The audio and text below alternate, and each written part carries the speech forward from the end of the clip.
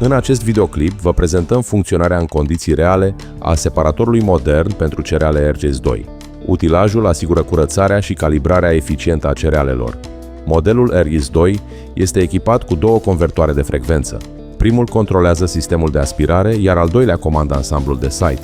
Această soluție ne permite reglarea precisă a utilajului în funcție de cultura procesată, asigurând eficiență maximă în procesul de curățare.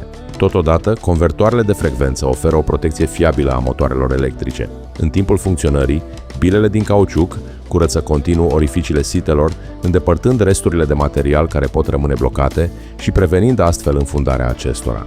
Datorită acestui sistem, procesul de cernere rămâne constant și eficient. Utilajul funcționează stabil chiar și în cazul culturilor cunoscute pentru tendința lor de a înfunda sitele. Alimentarea cu cereale se realizează prin intermediul unei plăci vibrante de distribuție, care repartizează materialul uniform și controlat pe întreaga lățime a ansamblului de site. Astfel se evită supraîncărcarea suprafeței de lucru și se creează condiții optime pentru sortare și calibrare de înaltă precizie.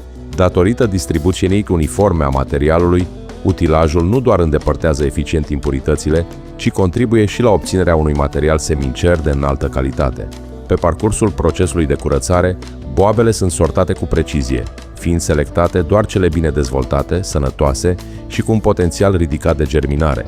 După pornirea utilajului, operatorul reglează ventilatorul, ansamblul de site și placa vibrantă de distribuție.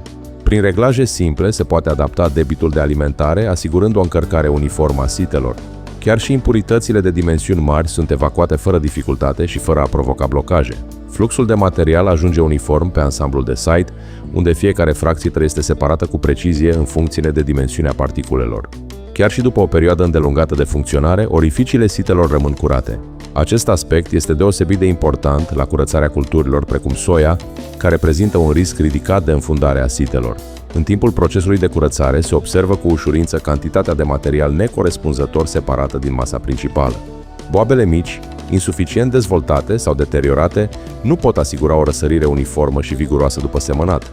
Eliminarea acestora permite obținerea unui material semincer de calitate superioară, cu un potențial ridicat de producție.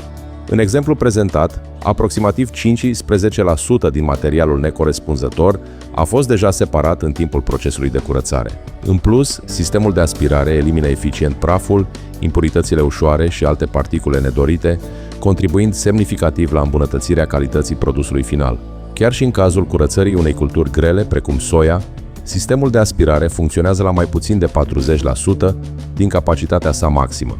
Acest lucru demonstrează rezerva considerabilă de putere a ventilatorului și permite procesarea eficientă a culturilor mai grele, fără a reduce performanța procesului de curățare.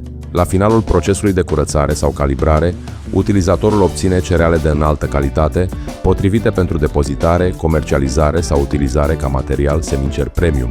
Datorită reglării simple și precise a tuturor parametrilor de funcționare, separatorul pentru cereale RS2 asigură o sortare de înaltă precizie, eliminarea eficientă a impurităților și o funcționare fiabilă și stabilă. Acest lucru îl transformă într-o soluție neideală pentru fermele moderne și companiile din sectorul agricol.